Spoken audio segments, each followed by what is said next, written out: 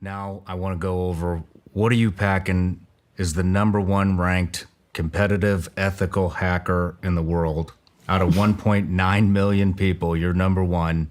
Right. And you also put yourself in harm's way breaking into these sex trafficking, sex exploitation rings and confronting these people in public. So my first question, before we get into all the hacking stuff, what are you carrying to protect yourself? Basically everything. When it comes to wireless devices, credit cards, cell phones, computers, cars, garages, gates, I got a device to break into it.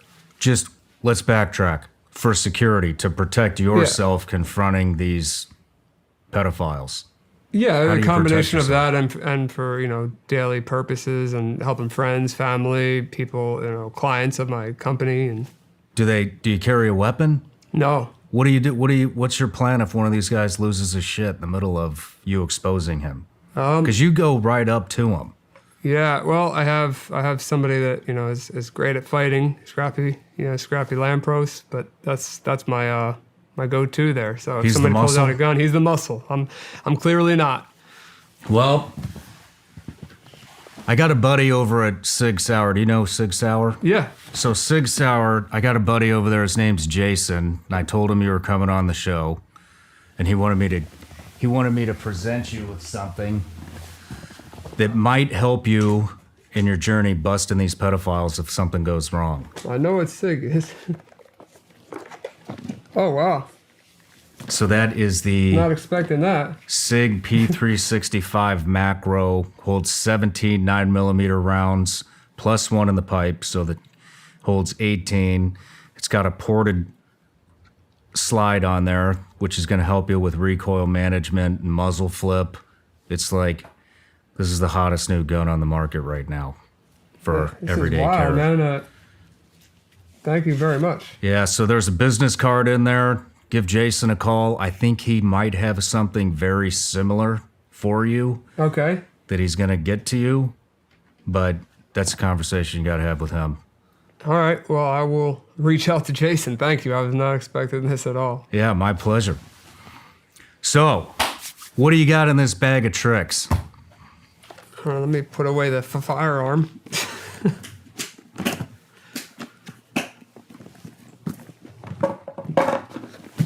So, this is the bag that I carry every day, and it's got so much in it that we could be here for 12 hours, but we'll make it short. So this, we'll start off simple. This is a Wi-Fi adapter. It looks like your standard Wi-Fi adapter.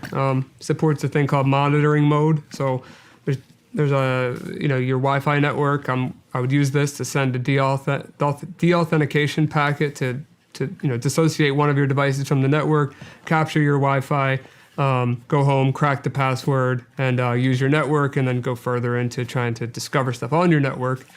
This is a very good card. Hold on. So how far do you have to be from my house to hack in with that? It depends on the strength of your modem or router. It could be 50 feet, could be 100 feet. Depends. It could be more. It varies. Okay. But pretty far away. All right. Jeez. And this is another one related to Wi-Fi, but it looks like a regular Mint container, right? Well, I programmed what's called an ESP32 inside of it here, and put a hole here. So when I supply this with power, I can connect to it wirelessly and perform some Wi-Fi attacks with this as well, a little bit more undercover. He wouldn't really notice if I had this out at the table.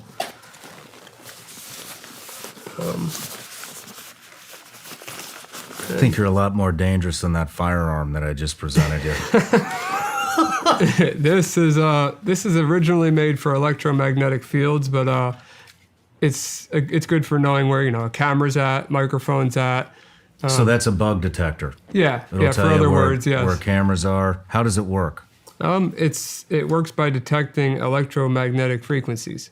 So when I'm, if I put it up against something, like that supplies power, I don't want to interfere with any of your equipment in here. So. Oh, okay. So you just Does it like direct you to where it is? Yeah. So the signal will go up the stronger that it is. Okay. So, and and in some cases, it'll actually tell me what it is, whether it be Wi-Fi, whether it be a phone or a power line. If I get near an outlet, it would say power line on the screen. But this could be used for many things. I use it, to see if there's bugs and stuff. I'm a little bit nuts when it comes to that. So, I don't think I'm being watched, but can't hurt to check. Yeah, I need one of those. You can grab them on Amazon. These aren't super hard to get. EMF detector. And then this is actually a really good one here. So if you're ever in a business, for example, this is a device that you would plug into USB. And then as you see, there's an Ethernet adapter here, or a male Ethernet port. And when this plugs in, this has a mini computer inside of it. So as soon as this thing gets plugged into a computer or to the internet, the first thing it does is try to reach back out to one of my servers. So if I put this in, your closet or where your modem was at, I don't think that you would ever think this is a dangerous device. Yeah. Or unplug it, or maybe if you unplugged it, most people would be scared to unplug it if it was at their business, and that's kind of the point of it. So if I was at a business doing what they call a penetration test, this device would give me access when I get home so that I could go further into their network without looking suspicious. Do you make these, or can you just buy that? Oh, this stuff is, for the most part, I've made a few things that are in this bag, but for the most part, it's any consumer can buy it. You just got to know how to use it or program it. Not all of it's super intuitive or easy to understand. Here's actually one that I made. It was an open source project. Sorry.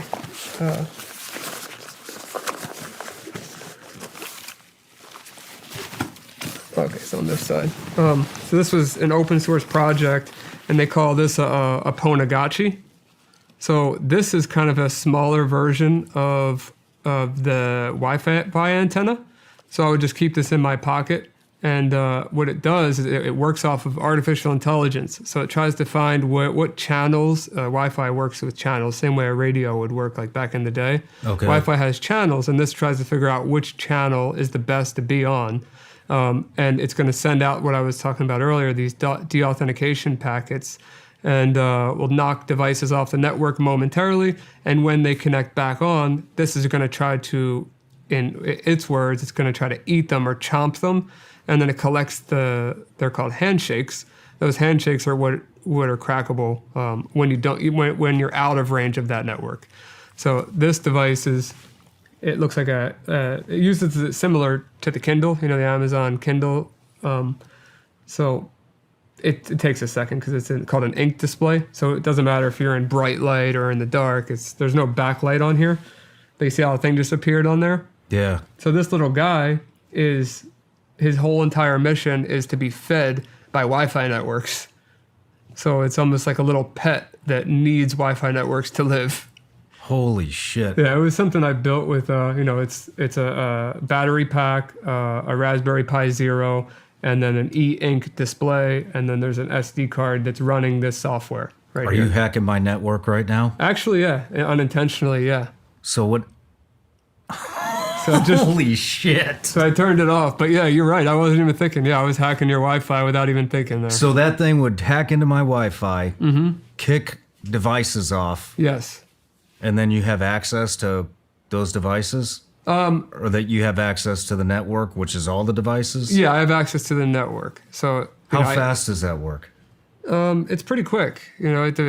It deauthenticates your network as soon as your device tries to reconnect. It grabs that reconnection, which is called a handshake or a four-way handshake. So yeah, it's pretty quick. How quick? 30 seconds? 5 minutes? Well, if you're let's say your router's right there, and your phone is here, or there's a device in this room connected to the network, I'd say 15 seconds. That fast? Yeah. Did you make that one? I built this one. I didn't create the idea. Son of a bitch. Is there any way to protect yourself against this shit? Yeah, I mean, I would recommend staying up to date. Buying new routers when they come out. Get on. Stay up with technology when it comes to your daily. I don't know, maybe devices or Routers. Yeah, routers. What else? Yeah, routers. Make sure you have a new smartphone if you can afford one. Laptop, make sure you keep it updated. Computer, desktop, whatever computer you use, make sure you keep it on the latest update patch. So this is why they keep putting out these software updates. It's to combat this kind of stuff. Of course, and this right here, what does this look like to you? It's a thumb drive. It's not a thumb drive. So if I open this up, sorry, I don't have much nails to work with here, but there we go. Inside of this is, you see the SD card in there? Yeah. So when this is plugged into a computer, the computer believes that it is a keyboard. So it's an HID device, a human. I'm having a blank. It's a human something. It's a HID device. So when I plug this into any computer, doesn't matter if it's Mac, Linux, Windows, it's gonna not think this is a flash drive, and it's gonna start firing off keystrokes at superhuman speeds. So I have a payload configured on here that will automatically install malware on your computer and dump all the passwords out of your browser. Save them to it's called an FTP, FTP file share. It's like a folder on the internet. It saves those passwords and installs the malware so that I can access your computer later. And then I unplug it from your computer. I walk away and I'm done. But if I leave one of these on the ground outside of your office, or I just leave one in the bathroom, you might think, oh, what's on that flash drive? And then before you have a chance to even pull it out, a payload got executed on your computer. Holy shit. So, all right. So it takes the passwords out of your browser. What if you use... And puts malware on your computer. What if you use like one of these password managers? Are those things worth a shit? Yeah, some of them are, some of them aren't. Some of them are worth more than others. But yeah, I would recommend using a password manager for anything that you're storing your passwords with. What is your number one ranked password manager? One password. 1Password. Yeah, the numerical one and then password I would recommend. Is that the only one that's worth a damn? I don't want to speak on ones that I don't know. All right, we're going to have to make some changes. Well, if you're using LastPass, the only reason I haven't used that one, haven't talked about that one, is because they were recently breached, and I'm not sure if they're being, it's hard for me to tell, but I'm not sure if they're being completely honest about how much information was actually breached. Oh, good. That's good to know. What name is that? LastPass. LastPass. Yeah. Stay away from LastPass. Yeah, well, I mean, maybe. If they're telling the truth, then, you might be safe. They got hacked. I'm out. Yeah, they did get hacked. That's public information. This right here does a lot, but this is 2 devices. So it's a HackRF1, which for you radio nerds out there, it's 1 megahertz to 5 gigahertz in transmission range, and it can receive in those same ranges, which is extremely far, because 1 megahertz 1,000 megahertz is a gigahertz. So just imagine if it goes from 1 megahertz to 6 gigahertz. It's a very large spectrum. So there's a HackRF1 inside of here, and then on top of it, I have a thing called a PortaPack, which turns it into instead of you having to plug this into a computer, I could power it with an external battery, and it's touchscreen, which I don't really use the touchscreen, but it allows me to press buttons, and I can change the antennas out. This antenna looks a little bit old school, but it does the job. And what I can do with this is send long range, radio transmissions. So I could hack a car, I could capture a key fob from let's say 200 feet away, or I can if we were outside right now, I could show you every airplane in the sky or every boat that's in the water, and I could see their call sign and where they're at on the map.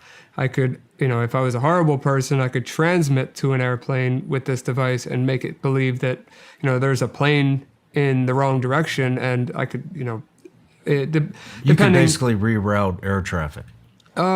Yeah, technically you're able to do that. There's other things in place to prevent that, but I could definitely cause a problem in the cockpit with this thing.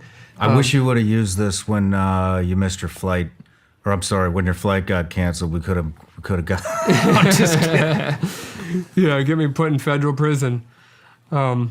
But yeah, I mean this is just a radio, but it's the most powerful radio out there that so many people have created things for. And I have another device that I want to show you that is getting a lot of notoriety right now because of the usability of it, how simple it is, and how small it is. It's called the Flipper.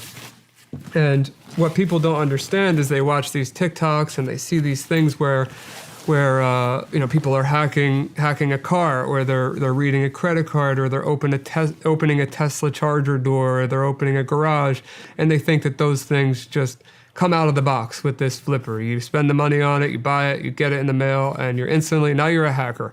That's not exactly how the Flipper works. It does a lot of cool things out of the box, so don't get me wrong, it's not a bad tool to have, but the Flipper itself looks like this, very small device, has the ability to extend, so you can create other things, which I'll show you in a second here.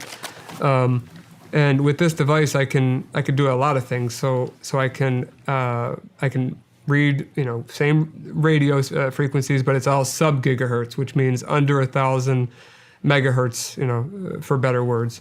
And bad USB. Remember that USB drive that was actually a keyboard? Does that as well. I button. This is a form of authentication for certain doors. We have infrared, so I could turn off any TV, projector, audio sound bar. So many things use infrared that you may not even be aware of. This is what you hacked into your hotel room with yesterday, right? Yeah. I saw your Instagram story. Yep, I did it. I think I kind of make it a tradition to hack into every hotel that I go to. So yesterday it was a nested attack, is what they would call it. NFC is actually similar to what I used yesterday. So in NFC, I could read hotel key doors, access control doors for a building. I believe passports. I haven't tried passports. Credit cards. Which is EMV. Passports, you can get, passports have some kind of a... There's a chip in every passport, yeah. No shit. Yep. And then this also does 125 kilohertz RFID, which is a different form of authentication. Credit cards don't use that. So this is more for like getting into doors at businesses and, like employee badges and stuff like that. Or like the pool key in my community would use an RFID badge. So yeah, that's a 20% of what this stuff can do. I was just trying to keep it as short as I could and to the point. But if you want a demonstration of any of that, I'd be more than happy to show you. Yeah, you used this thing at breakfast this morning and ripped off your credit card in literally like 0.5 seconds. Yeah. Can you do that? Yeah, here? Absolutely. Let me see. Put this back here. I was going to show you the way I can extend the range of the antenna here. This is just a custom-made adapter for the Flipper where I can capture Wi-Fi, I can capture wireless mice and keyboards and send, like if you use a wireless mouse or keyboard for your computer, I could send those payloads wirelessly to your devices if you have a vulnerable model. I could do a ton with this expansion, and I also have some external antennas in that bag where I could be very far away and get the same results. So it turns this, which doesn't have a crazy transmission or receiving range, it creates that possibility. So that's, if you do want to see that, I can show you. Absolutely. But yeah, so reading a credit card, for example, I highly recommend anyone out there that's not using an RFID wallet like me. I should be using one, but I'm not. Do as I say and not as I do. Yeah. So there we go. I just read my card there, and if you want, I could show you the beginning of it. Oh my gosh, dude. Yeah, so I mean, it's that easy to steal your credit card number. This is just a proof of concept device. You know, there's devices out there that could do this from further away. That, you know, I highly advise that you don't do what I'm doing, and you buy a wallet that protects against RFID. And if you can't afford that, they're relatively cheap. But if you can't afford that, the simple solution will be just throw one line of tinfoil around the outside of your wallet, and this is impossible to do. So that's the life hack way to do it. How fast? I mean, I saw how fast you just did it when it was touching the wallet. How fast could you just brush by somebody and Instantly. Yeah, there's no delay there. How many times will it work? Let's say out of 10 times. If I was just brushing past somebody? Yeah. Depends on if they have tap to pay credit cards. But I'd be guessing here, but I'd say 6 out of 10 times. Tap to pays that won't hack? If it's not a tap to pay credit card, I can't read it. Oh, so it has to have the chip in there. Not the chip. There's another chip there's another chip inside of the card that I can read with this. Okay. Yeah. So the old school credit cards are more secure now than the new ones? Is that what you're saying? That's the craziest part to me is they added a chip that the UK or Europe has been using forever, and then it feels like months after that they introduced something that made the security worse than it's ever been. Incredible.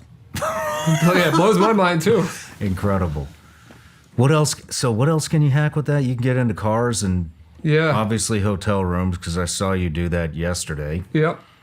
Yeah. And a lot of people think, well, I'm just duplicating a key, I can get in there. I don't always need to have a key with the firmware that we built. Sometimes, there's certain doors that I can't get into, of course. But as of last night, I didn't need the key to get in the door that I got in. But I will show you if you want. I can show you with my keys or your keys. I can show you how I could steal a car or at least open a car right now. I don't have my keys on me. Do you got some? I do, yeah. So basically, the first thing I do here is for most cars are going to be in the 315, 433 megahertz range. But on this case, I'll do the frequency analyzer so I can see exactly what that frequency is.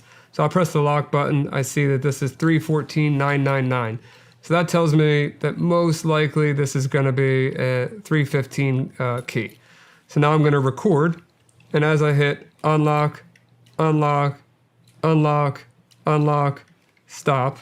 So now I have 4 captures here that will work, because how these work, these use a rolling code. So every time I press this unlock button and the car is within range, that code expires. If I'm out of range of the car, then these are valid codes. So if I went back to to my house and I pressed send and I went and transmitted like I'm doing now, if I transmitted these signals, it would unlock the car 4 times. So the way around that, around these rolling code systems, let's say you are trying to be malicious, you want to steal a car. The way around that would be it's called a roll jam attack. So you would get another device like the device I showed you, the big with the big antenna. Yeah. I'd get that device, I would jam, so I'd send a bunch of scattered frequencies on 315 megahertz, because I know that's what this key is. I'd send a bunch of, just static on 315. And then while I'm standing at the store or wherever the person I want to steal something from their car is, I would be listening on 315. So now I'm closer to you listening, and then the jammer is closer to your car. So your car is not going to receive the signal because of the static, but I'm going to receive the signal clear as day from this device. So now my combinations are valid. So when I go to open your car later, mine will work. Oh my gosh. You are a dangerous man. You are a very dangerous man.